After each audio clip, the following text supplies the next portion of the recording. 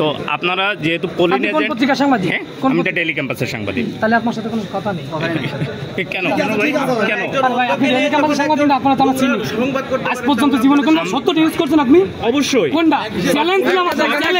একটা নিউজ সত্যি করাতে পারলে আচ্ছা পা দিয়ে পানি খাবো। আপনার একটা নিউজ ডেইলি ক্যাম্পাস সত্য করলে পা দিয়ে পানি খাবো। ডেইলি ক্যাম্পাস নিউজ করছে না, আপনি ক্যাম্পাসে